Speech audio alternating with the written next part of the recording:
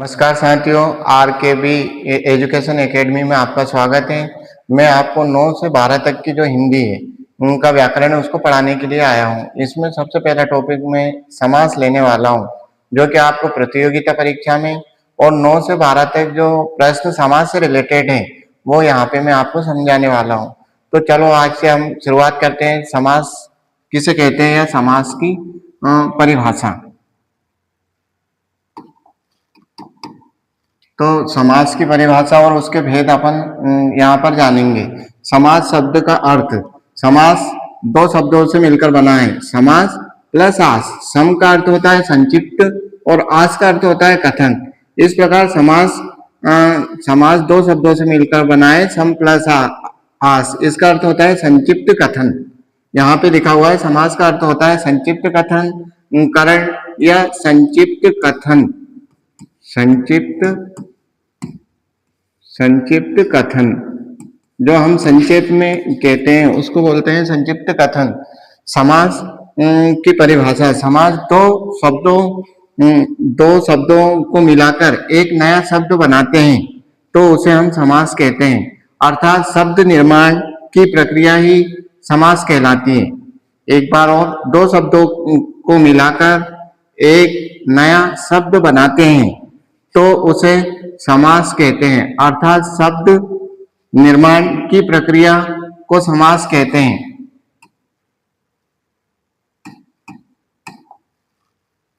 समास कहते हैं और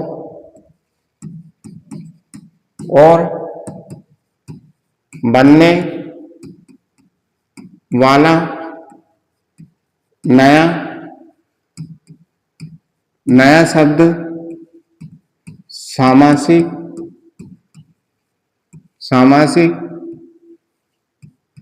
शब्द कहलाता है। बनने वाला नया शब्द सामासिक शब्द कहलाता है। जो नया शब्द जो तैयार होता है उसको हम सामासिक शब्द कहते हैं। समास के भेद। यदि हम समास के भेद देखते हैं तो समास छह प्रकार का होता है। यदि हम समास को देखते हैं भेद के हिसाब से देखते हैं तो समास के 6 भेद होते हैं। नंबर 1 द्विगु समास। द्विगु समास। नंबर 2 द्वंद्व समास। द्वंद्व समास।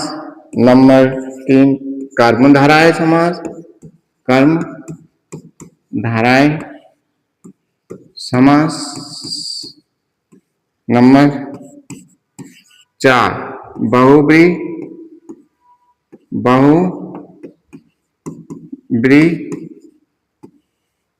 समास। नंबर 5 तत्पुरुष समास। और नंबर 6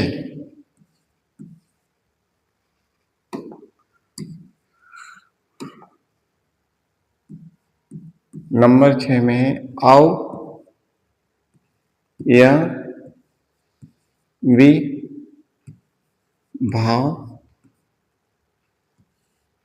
अव्ययीभाव समास। इस प्रकार समास के 6 भेद होते हैं।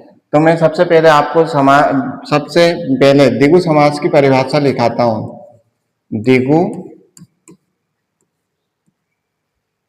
द्विगु समास की परिभाषा उदाहरण सहित बताता हूं। द्विगु समास वह समास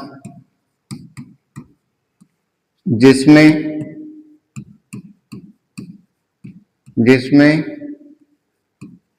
पहला पद संख्यावाची। पहला पद तो संख्यावाची संख्यावाची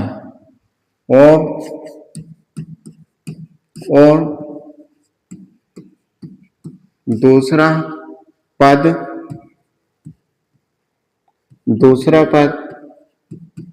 संज्ञा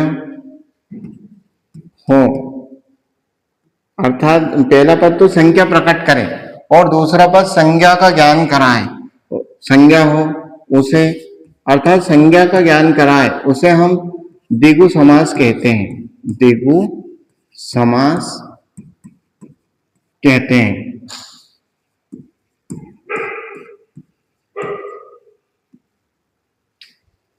द्विगु समास कहते हैं। इसका उदाहरण है, जैसे उदाहरण में हम देखेंगे सबसे पहले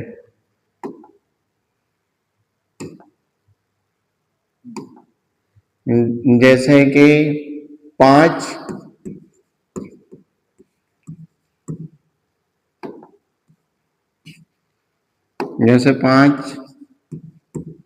बटों का समूह, तो इसको बोलते हैं पंचवटी।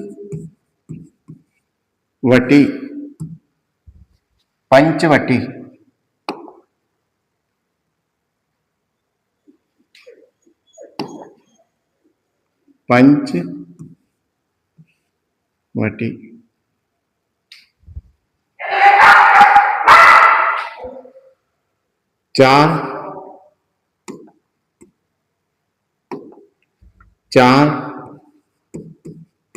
राहों का समूह, अर्थात जहां से 4 रास्ते गुजरते हों उसको बोलते हैं चौराहा। 7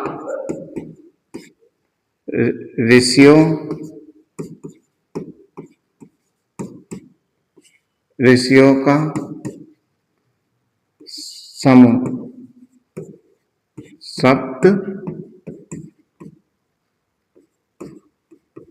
सप्त ऋषि। 9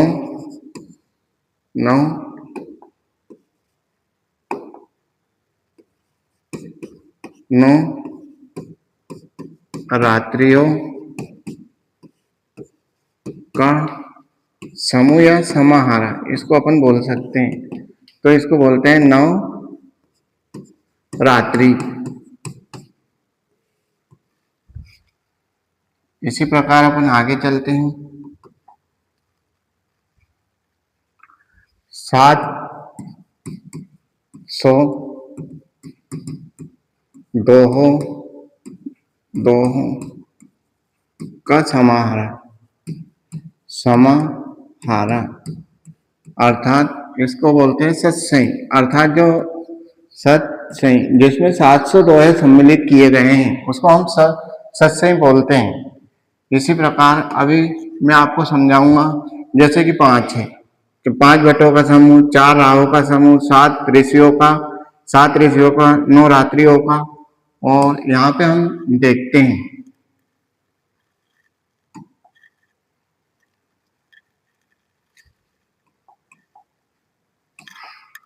यहाँ पे देखते हैं 700, तो ये जो 5, 7 जो संख्याएं आ रही है,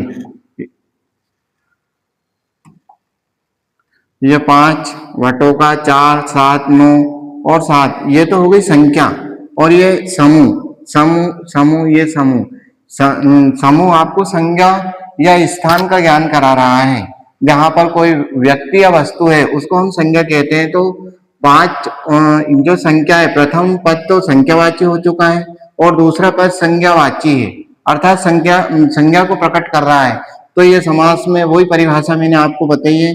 वह समास जिस समास में पहला पद तो संख्यावाची मतलब संख्या प्रकट करता है, 5 वटों का, 4 राहों का, 7 ऋषियों का, 9 रात्रियों का, तो ये जो संख्या है ये संख्या प्रकट हो रही है समूह का या स्थान विशेष का, जहां से 4 रास्ते निकले हों उस स्थान विशेष का बोध करा रहा है, तो उसको हम संज्ञा कहते हैं।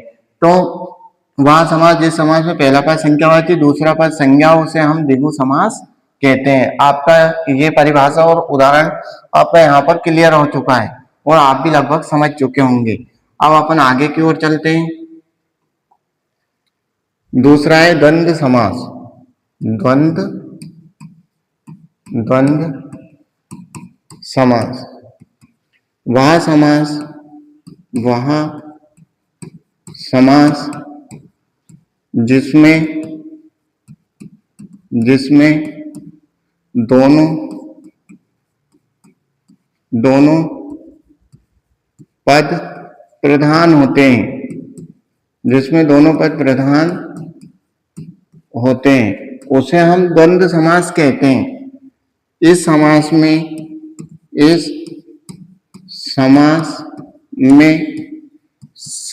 सारे मतलब जितने भी विलोम शब्द जो होते हैं, सारे विलोम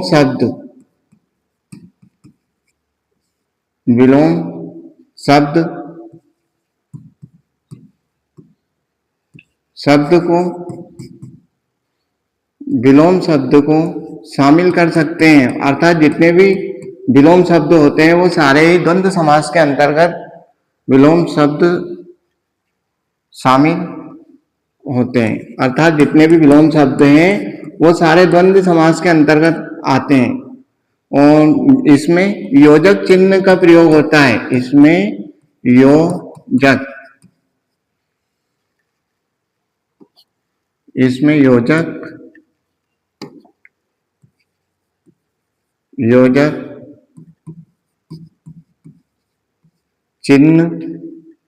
योजक चिन्ह ये जोड़ने वाला चिन्ह का प्रयोग किया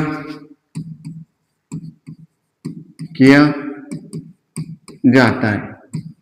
इसका उदाहरण देखें हम।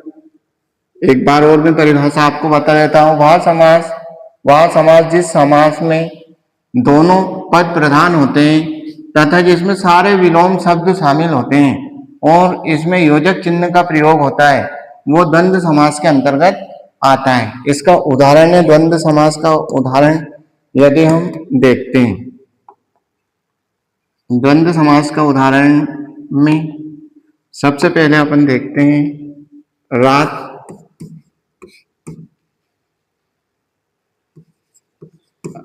और दिन। यदि इसको करते हैं तो रात दिन, सुख और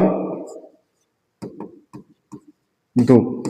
यदि इसको जोड़ते हैं तो सुख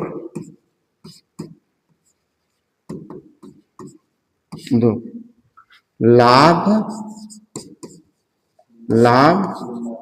और हानि। लाभ हानि।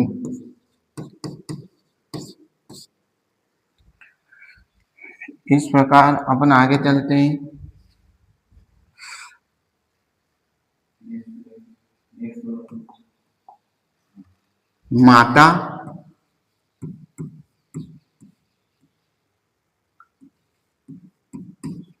माता और पिता।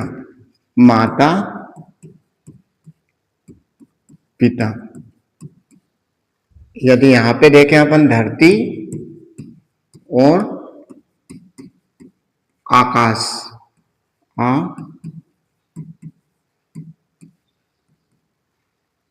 तो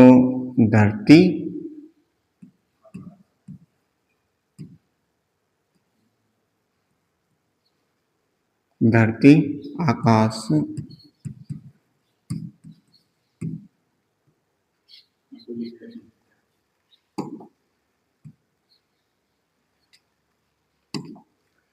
धरती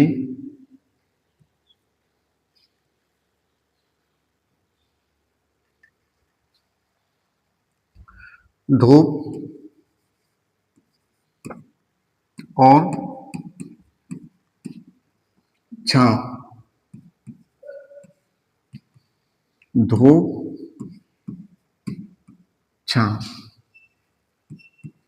तो मैं आपको इस छोटे से उदाहरण से ही मैं यहाँ पे बताने वाला हूँ। पूरे पूरे उदाहरण यदि अपन मैं बताऊंगा आपको तो उदाहरण ज्यादा बड़ा हो जाएगा, इसलिए यहाँ पे अपन चलते हैं वापस। जैसे कि मैंने लिखा रात और दिन, है ना, सुख और दुख, लाभ और हानि, फिर माता और पिता, धरती और आकाश, है ना, धूप और छांव, माता और पिता, माता पिता, धरती और आकाश, धरती आकाश, धूप और छांव, धूप छांव। तो जो ये और वाला जो चिन्ह है इसको हम योजक चिन्ह बोलते हैं। यदि ये वाला चिन्ह भी हम देखें तो ये इसको हम योजक चिन्ह के रूप में लिखते हैं यहाँ पे। तो मैंने सबसे पहले आपको बोला था जिसमें दोनों पद प्रधान होते हैं, जैसे माता पिता, धरती आकाश, धूप छांव।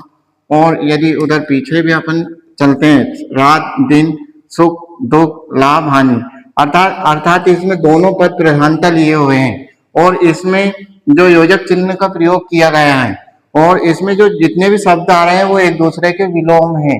तो जितने भी विलोम शब्द आते हैं वो सारे ही इस द्वंद्व समास के अंतर्गत सम्मिलित किए जाते हैं, इसलिए इसको हम द्वंद्व समास के अंतर्गत रखते हैं। और मैंने द्वंद्व समास की परिभाषा भी आपको बताई है कि वह समास जिस समास में दोनों पद प्रधान हो और इसमें सारे विलोम शब्द शामिल किए जाते हैं, जिसमें योजक चिन्ह का प्रयोग किया जाता है, वो द्वंद्व समास के अंतर्गत रखा जाता है।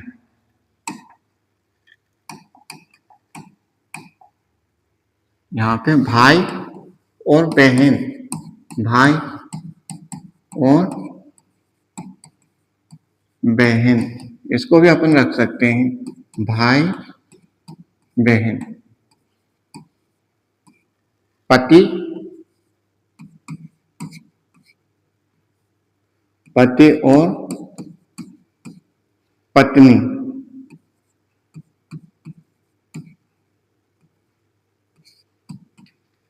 पति पत्नी। यदि इसको भी देखें, नर और नारी, ये सारे उदाहरण, नर नारी, ये सारे उदाहरण किसके हैं? ये द्वंद्व समास के अंतर्गत रखे गए हैं। तो मैं अब आपको आगे की ओर ले चलता हूं कि कर्मधारय समास किसे कहते हैं। कर्मधारय समास की परिभाषा लिखाता हूं।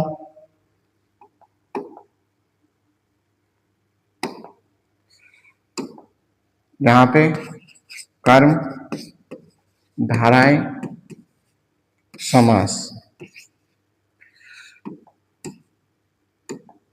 कर्म धाराएं समास,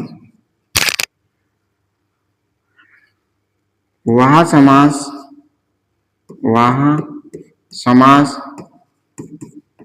वह समास जिसमें जिसमें पहला पद, अर्थात वह समास जिसमें पहला पद विशेषण हो, विशेषण,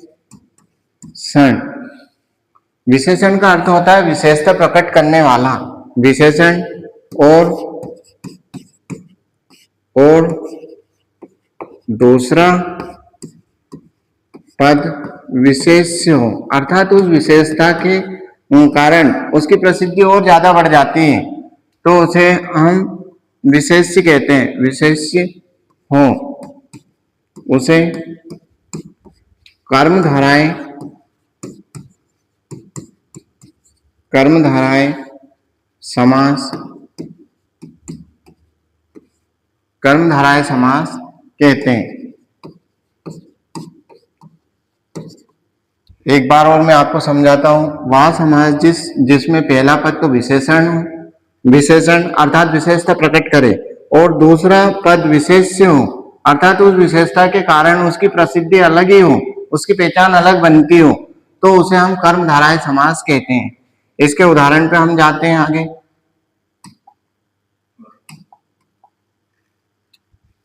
जैसे महान,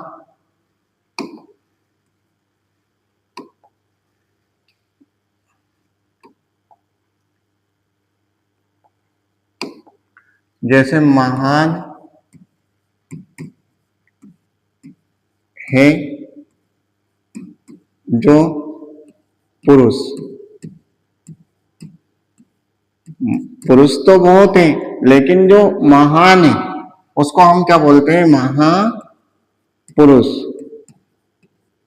महापुरुष या फिर महान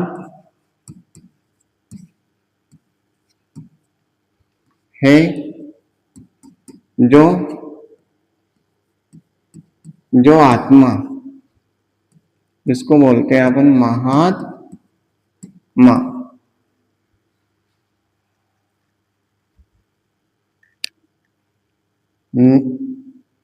मृग के समान नैन। तो मृग नैनी, जिसके नैन कैसे हैं? मृग के समान नेत्र हैं, उसको अपन मृग नैनी बोलते हैं। नीला है जो कंठ, नीला है जो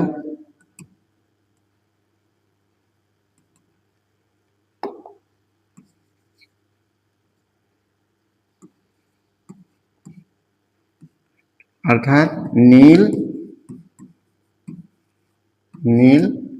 कंठ। नीला है जो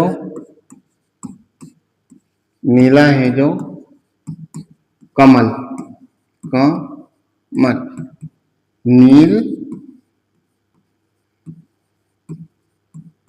नील कमल।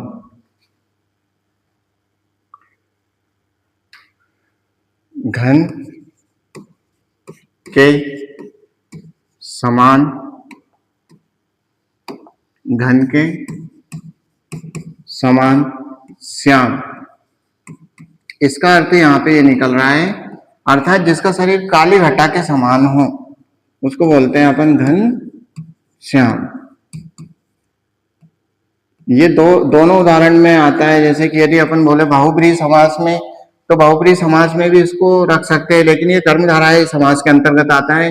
अर्थात कृष्ण का जो शरीर है वो किसके समान है? काली घटा बादल के समान है। इसलिए मैंने यहाँ पे घनश्याम को कहाँ पे रखा है? कर्मधारय समास के अंतर्गत रखा है।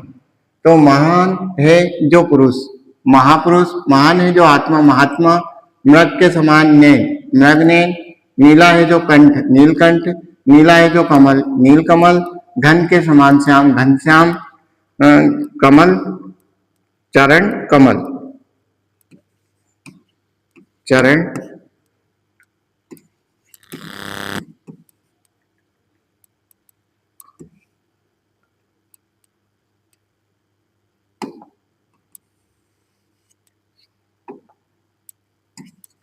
कमल।